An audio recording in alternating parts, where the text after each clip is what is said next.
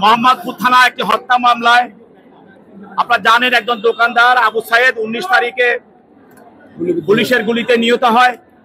তার পক্ষে আমির হামজা নামে এক ব্যক্তি হত্যা মামলা করেন।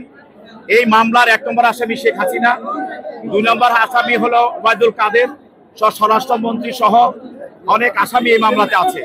আজকে এই মামলায় 2 জন আসামিকে গ্রেপ্তার করে, একজন আসামি হলেন সাবেক অবৈধ সরকারের শিক্ষামন্ত্রী, যিনি শিক্ষা ব্যবস্থাকে ধ্বংস করে ফেলেছিলেন, যে দীপু মনি, এবং আরেকজন সংসদ সদস্য আরিফুর রহমান জয়, আরিফুর খান জয়। এই 2 জনকে আদালতে হাজির করা হয় এবং তদন্তকারী কর্মকর্তা তার রিমান্ড পিটিশনে আবেদন করেন যে এই 2 জন আসামি সহ অন্যান্য আসামিরা এই আবু সাইদের হত্যার সঙ্গে সরাসরি জড়িত।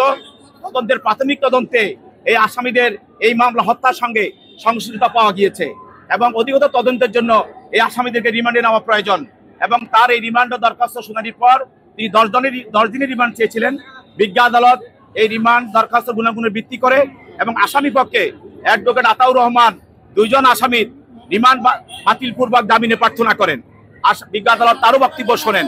তার বক্তব্য শোনার পর 2 জন বক্তব্য শোনার পরে এবং উভয় পক্ষের শুনানির অন্তে গুণাগুণের উপরে ভিত্তি করে বিজ্ঞ আদালত অধিকতর তদন্তের জন্য এই আসামিদেরকে আরো অধিক জিজ্ঞাসাবাদ করার জন্য তদন্তকারী কর্মকর্তার আবেদন মঞ্জুর করেন এবং 1 নম্বর আসামি দীপু মনি মহিলা হওয়ার কারণে তাকে 4 দিন রিমান্ড দেওয়া হয় এবং আরিফুর রহমান জয় তাকে 5 দিন রিমান্ড মঞ্জুর করা হয়।